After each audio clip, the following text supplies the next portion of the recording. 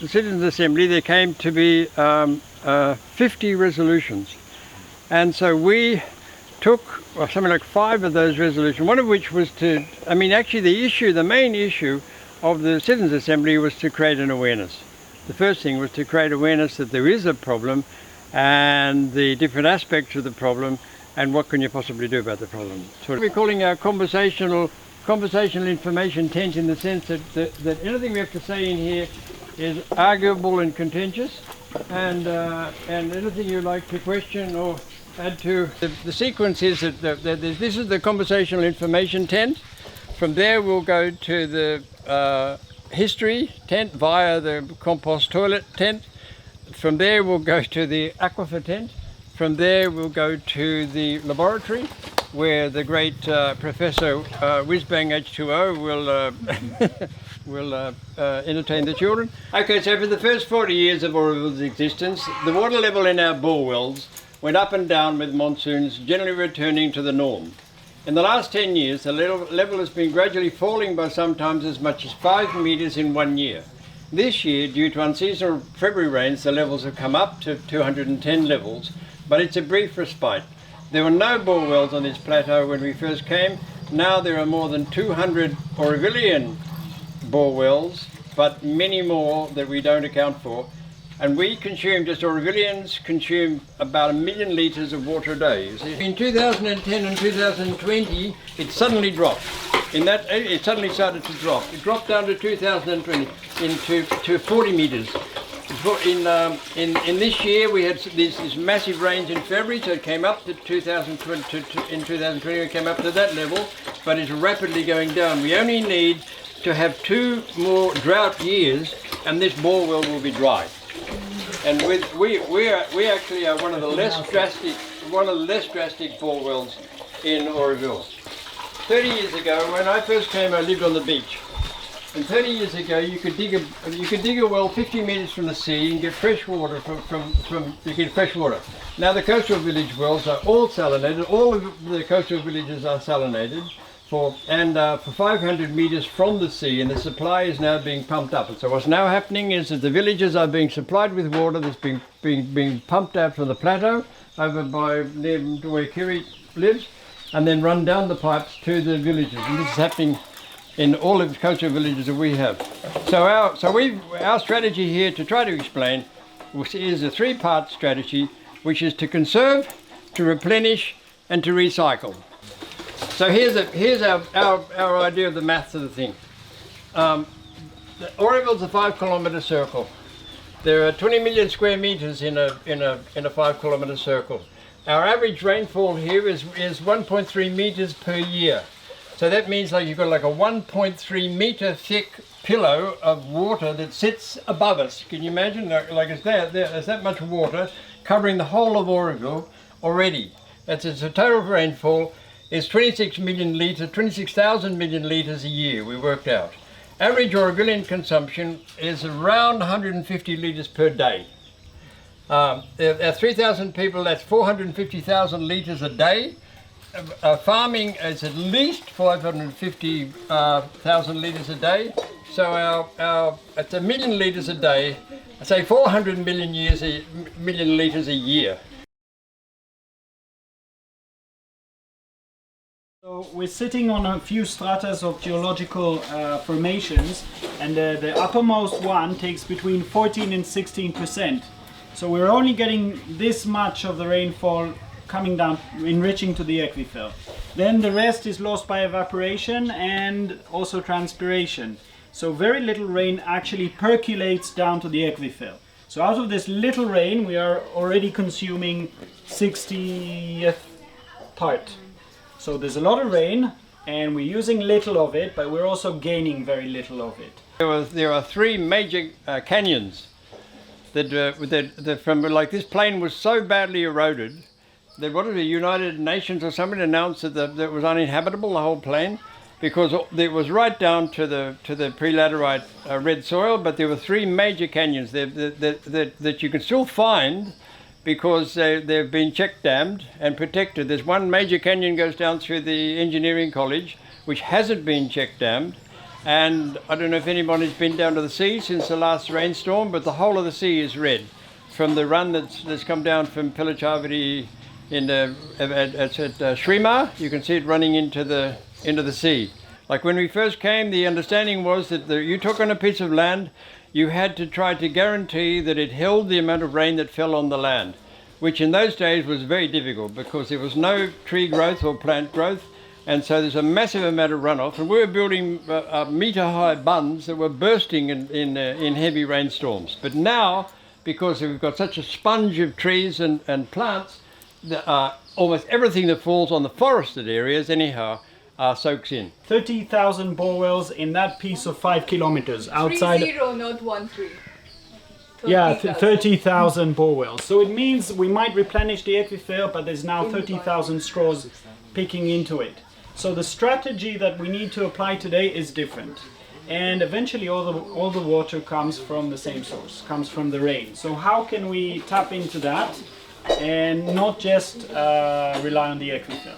So here's some suggestion. Suggestion one is know what you use. Honestly, I don't know how much I use, and this is an average. You might refer to it or not, but 150 liters is about an average consumption of a person per day, and it's divided so: 45 in the garden, 39 in the showers, 30 in the toilet. For me, that would be more.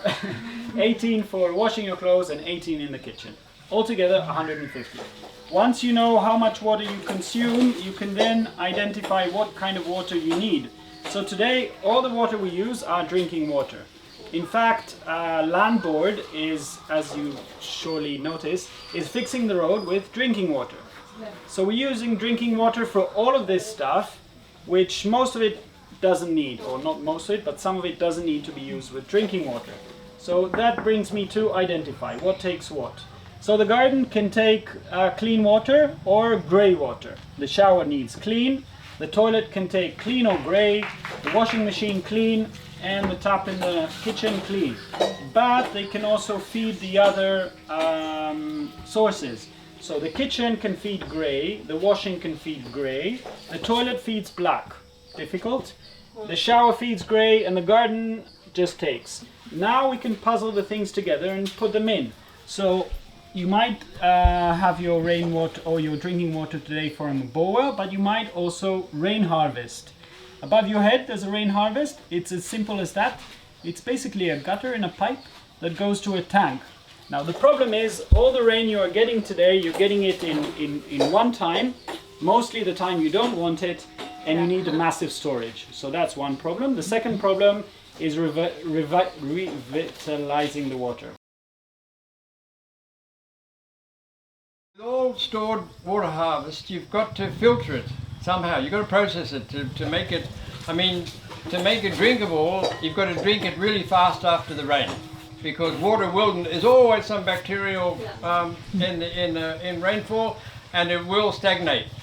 And so you've got to filter it somehow. And this is what Omid's going to speak about in a minute. But let me just point out one thing. One thing that we don't ever really take account for. When you consider how little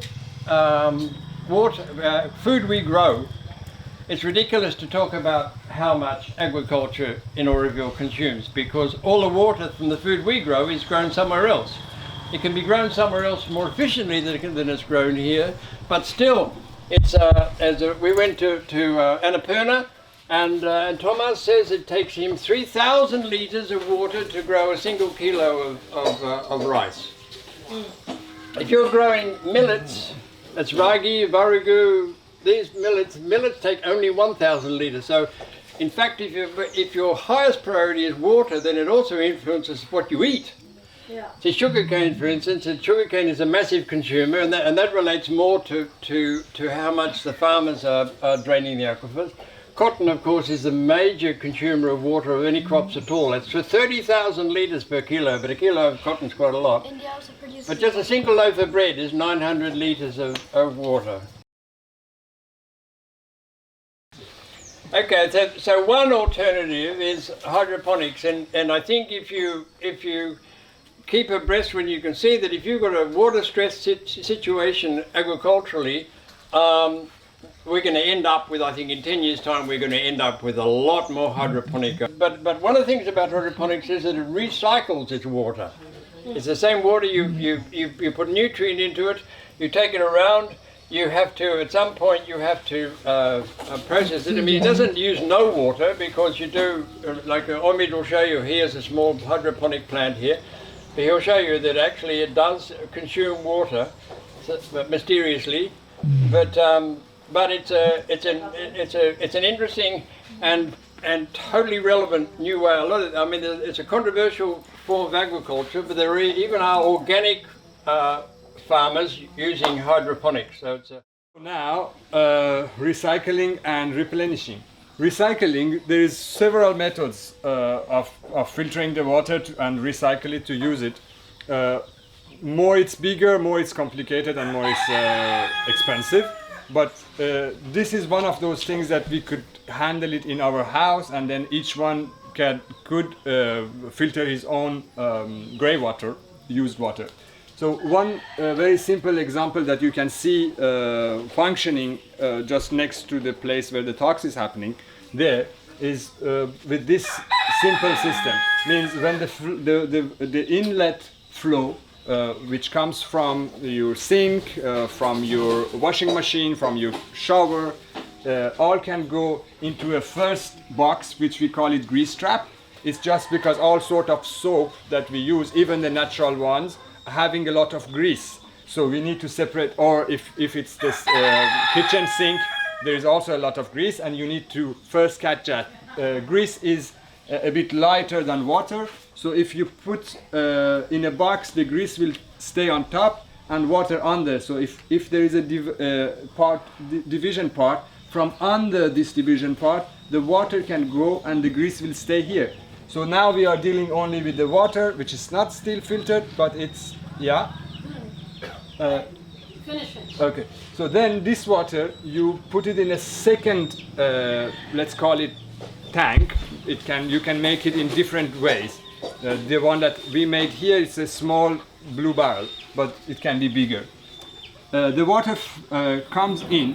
Here you have, okay, let's see from down to top how you work it out, because the outlet is down there. In the down part you have a separation. It can be a mesh, just because whatever is up there should not fall down, and you need to have a small space here. So you put the mesh here, then you put like your big gravels, smaller gravels, and then on top you put only sand. And then on top of the sand you can plant.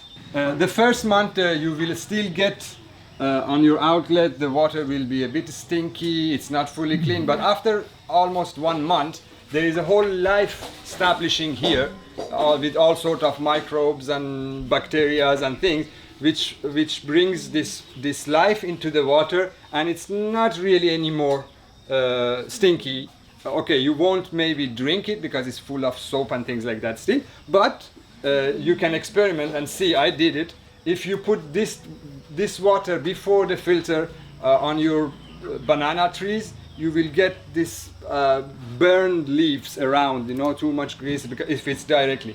But you put this into the garden, or even for washing things like your bike and things like that, the floor of the house and all, this can work. There is no smell with it. Replenishing, there is different ways of doing it. This is only one example that we saw when we went to Valur, which is 150 kilometers far from here. Basically next to the roads where the hills come down, so all the water is coming down like this.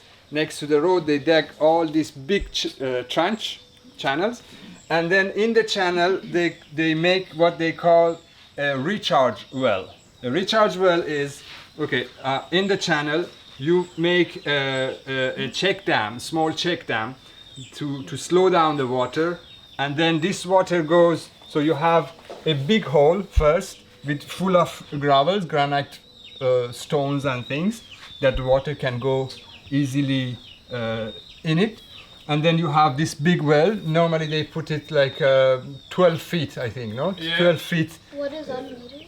this is just the rings, cement rings, like the well. So they dig a hole, they put these rings 12 feet normally, and then there is around it is all sort of gravel. So this water, which is slowed down with this check damming, so it stays there and slowly goes inside, and through this big hole they are trying to put back the water in the aquifer. One of the biggest problems that happens from the drainage of the aquifer is the salination of the aquifer. What happens is actually the salty ingredients in the water, so not the actual water, but the sodium and the chlorine travel from the high pressure water to the low pressure water that is from the ocean into the sweet water, right? So the salt migrates in. So what used to be balanced on a line roughly on the coastline once upon a time, now because we're draining it out, happens about here. So Quiet, that used to have drinking water in the taps up to 1990, don't have it anymore, and Bumiapaleam don't have drinking water, and today it happens the line almost at Mango Hill. Am I correct? Yeah. Mango Hill? Yeah.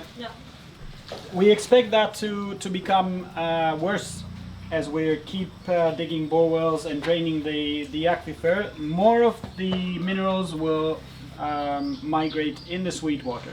Now the problem is this is a little, or I don't know if it's irreversible, but it's certainly hard to dry those back to where they came from.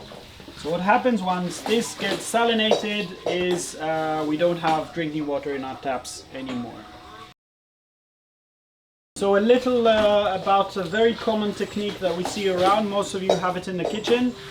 Reverse osmosis. So what's the trick of reverse osmosis? The general law of pressure says that the water will travel from the low pressure to the high pressure. So normally, if I'd had sweet water here and salty water here, the movement of water to equalize would be like so. In reverse osmosis, we pressure the water to do the reverse action or the reverse movement. So here we apply pressure, artificial, with a pump, and we pump the water through an osmotic membrane, leaving the salt here, pressing the sweet water out. So you would get sweet water here, and here you'd get very intense brine. The problem with reverse osmosis, or one of the problems, is that environmentalists claim that this water driven back into the ocean when it happens in big plantation, like we might have for the Matri Mandir, goes to the bottom of the ocean where it kills the animals and doesn't allow much of life.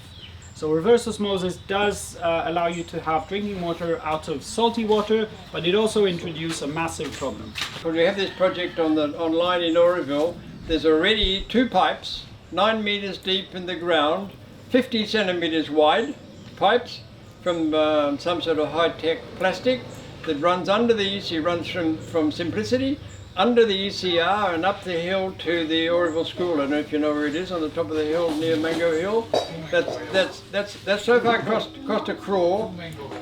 Through Mango. Already on the other side of Mango. Yeah. Well, it's in the school, I think, apparently, isn't it? Have you seen it? It's more. Not yet.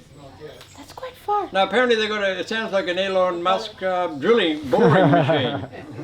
They had 9 meters deep. Because Wizard of Oz. yeah, so what the villagers are doing, they're dousing for where it is and drilling holes down 9 meters and putting straws.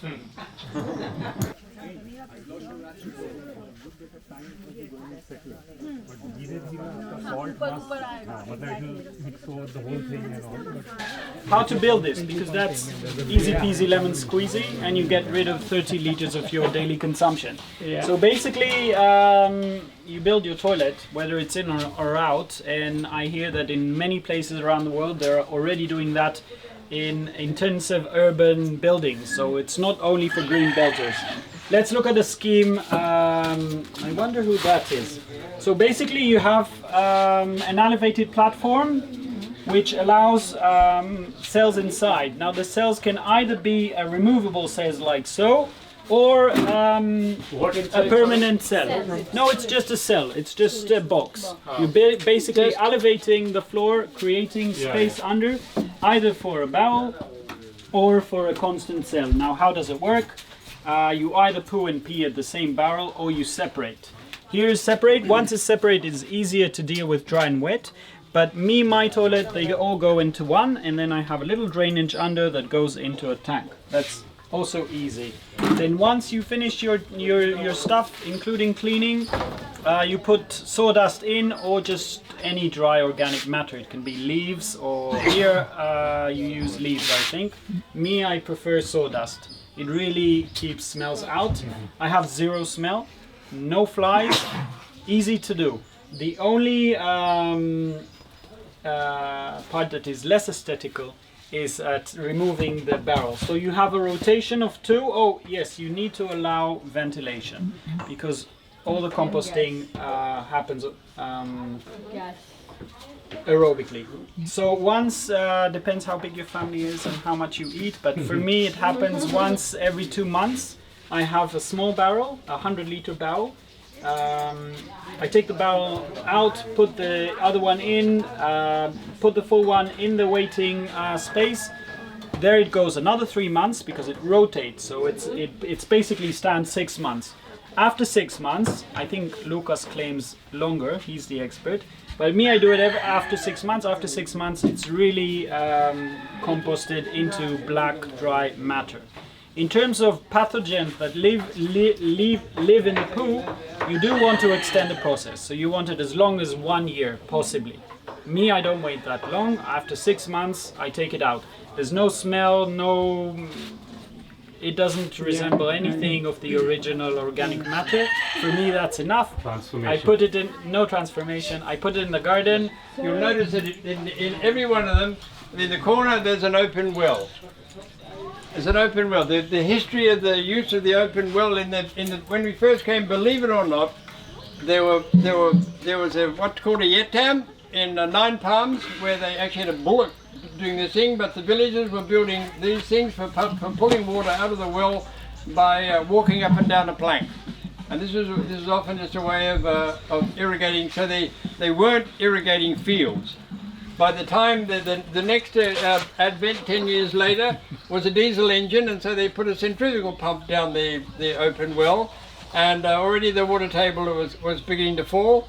But this became, and also I mean, what you have to appreciate is that the kulam every village sits at the bottom of its watershed, and so the kulam is a sacred water that collects in your watershed, often down through irrigation channels and stuff. So the kulam, 10 years later, the kulam is still sacred. This pumps some water from the well, and they are able to the beginning of pumping, but the most of the water is still coming from the kulam. The agriculture in this case, you see, the farmers, when we first came, the farmers here were all only doing rain-fed millets. And rain-fed millets, of course, require no groundwater at all. And so, but you'd have to notice that they're all very poor and very thin, and lived in simple mud houses. So it was a very thin survival situation. What happened 10 years later was the advent of cashews. Cashews, the good thing about cashews is you're able to plant your millets and dals between the cashews while they develop. You're still ploughing only with a bullock, and everybody's still having huge families.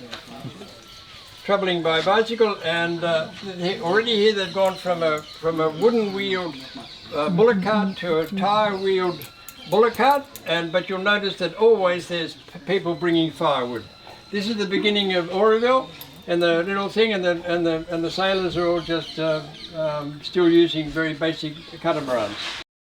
Slowly the open wells have dried up. I mean, not all dried up, they go up and down, but generally in the village the open wells are dried up depending on how high they are above sea level. Meanwhile, the kulams suddenly become disregarded. When there's an alternative to a kulam, they start to wash their bum in a kulam, which is something they would never previously do. And so the kulam suddenly become a waste of thing. They're full of plastic and stuff, and then you'll see that by the time when they get into here, they're still pumping with electricity. This is the beginning of electricity. So by the time they get to digging bore wells, which is the next thing, so bore wells are the problem.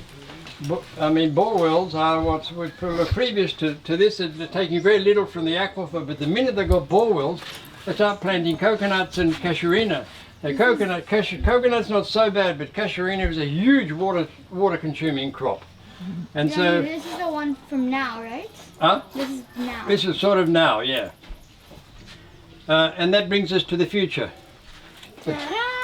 The future, Bounce. this is in 10 years. In 10 years' time, the villagers are all going to live in 3D printed houses that have automatic rain collection on the top that all run into each other and then run down into the dry open wells. Because the interesting thing about these open wells is they've got their roots in a dry aquifer in many cases.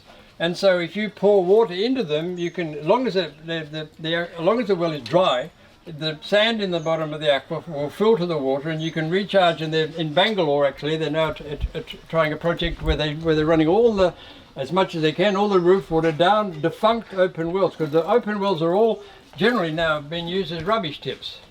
And so they're emptying out these rubbish tips, and then the kulam will then become a sacred thing again. If this becomes then a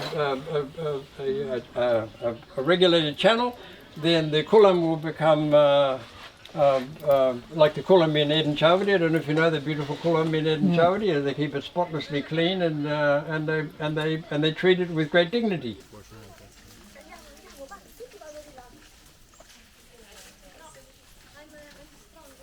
از تندتر از بقیه حرکت کن، از لاشون رد شو برو جلو، از لابلاشون رد شو.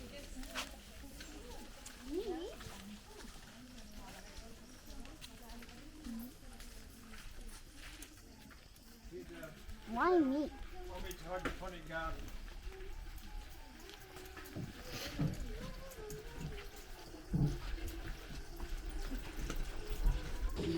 Yeah, the drawing pins are the wells. I mean, these are the Auroville wells. What I haven't tried to account for are the village wells, and there are. I mean, they possibly could be as many again. I mean, between me and my neighbour in the last 2 years, there's been, I think, 8 bore wells dug.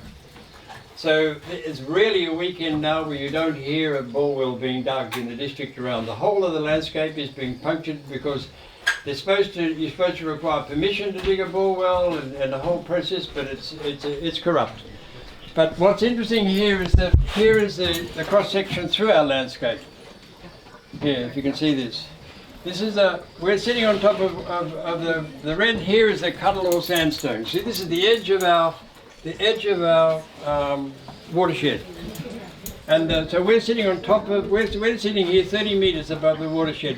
When the watershed comes down to these areas here, it's the rain that falls in these areas here, which are these areas along here, that rejuvenate our aquifer. That's where, because here the water that falls here generally doesn't soak more than about 5 metres down, and then when summer comes, it migrates back to the surface where it either evaporates or is transpired through the trees. So well, like I showed you on the hand pump, this was the first well we dug. These first early wells we used to dig by hand, just with a great big corkscrew. You dig a well down to the bottom of the Cuddalore sandstone, because as Julio explained to us, these are all old riverbeds. They're just strata that's built up from old riverbeds, and so and the bottom of a riverbed normally you get stones, and then you get sand, and then you get clay. Well, the sandstone isn't really. I mean, it's clay and sand, but you can see.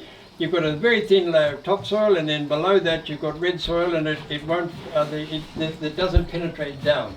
So we had to dig our second well down to 60 metres, and now we're in the Kataperika limestone layer, and you can see. But if you're out here, out here, they're already in that layer. You get out here and they're in the vanua. They're in the kind of very. If you get into the vanua, which is even there, it's right up there. That's where these people have to go to. If you're in the Ottai clay, for instance, which you have what they call an aquifer, where water travels, and you have an aquitard where it doesn't.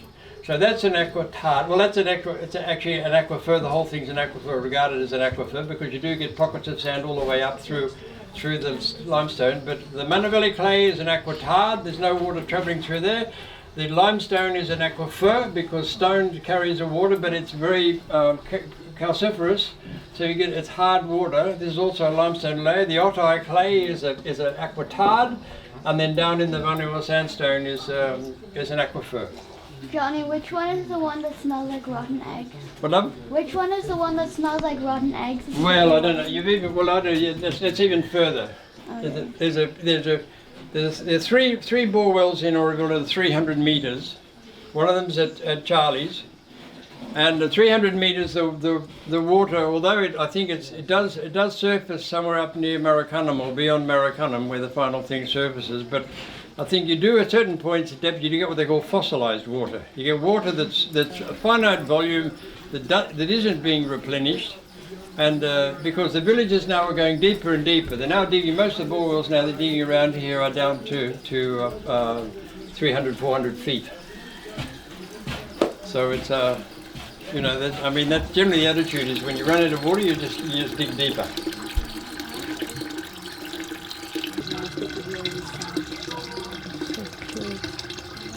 In the school, teaching their learning for the meals.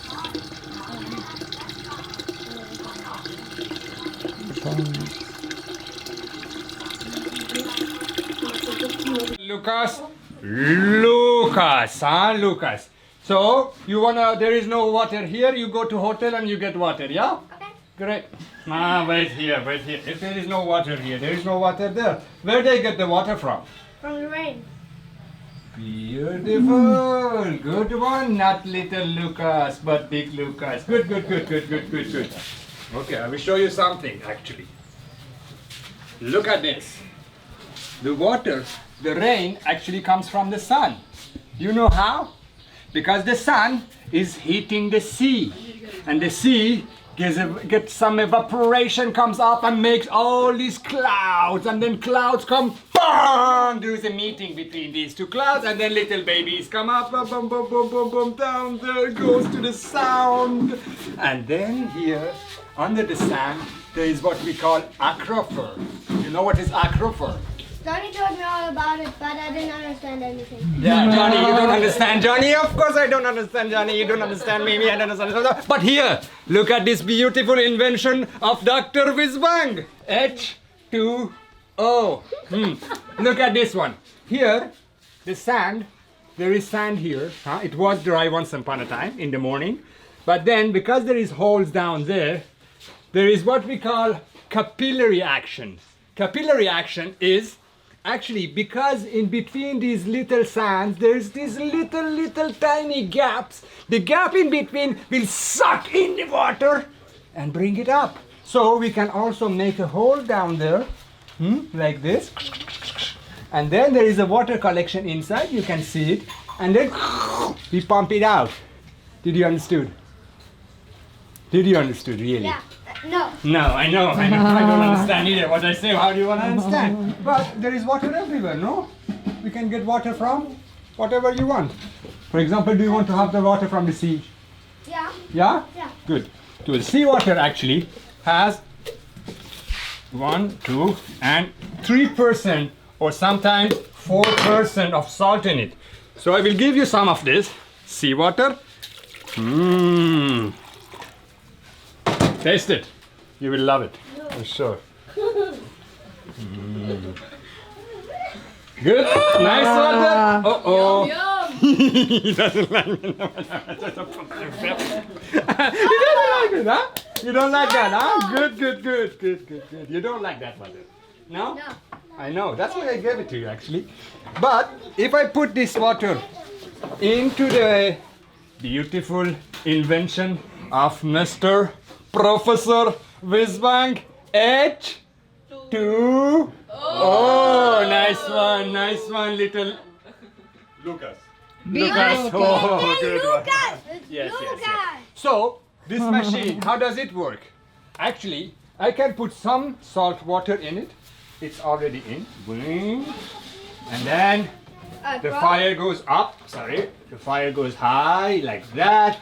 And then I will put some cooling water on top. And then what happens is the salt water evaporates up there, and because there is cooling water up here, condensation will happen. Yeah? What is there? Condensation. Yeah, everybody understood, huh? Condensation will happen here. So I can collect this condensed water, which is like this water coming from here. You see already, huh? It's coming. There's already some of it there. Taste this one. See if people like. Oh, don't drink everything. It's not salty, but it's good, yeah. Yeah, it's good, huh? You love it, huh? You know what is it made of? No. No, you don't know. Do you know why my name is Professor Whizbang H2O? Why? No. You don't know, huh? Because I am Mr. Water, huh? H2O. The water is made of two gas, hydrogen and oxygen. So you have double hydrogen and one oxygen. And if they meet together, they will create water. But you know what I do? I put some electricity and separate them together. No, it's not good they have too much together. So what is happening? I will put this on. So this battery have a negative pole and a positive pole. The negative pole will attract the hydrogen and the positive pole will attract the oxygen. I can show you what happens with the hydrogen if you put some fire. I have fire here. Look at that. You want to see that? Come here. Abigail, come here, Abigail. So long, come here. One. Be careful. Whoa! That's Professor Whizbang. I'm very good. Now, I have another magical thing back there. Where is my magical assistant? Here. This machine, this vortex machine, you know what is it for?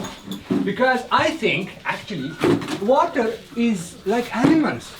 You know? It needs breathing. It needs air. So me, personally, Professor Whizbang H2O. Yeah, thank you. I personally invented that without the help of anybody, of course. So I made that the water can just suddenly start breathing. Voila!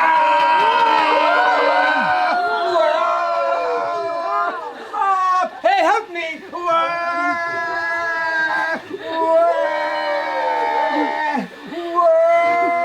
Oh, now. Oh, wow, it's going still up. Oh, it's me.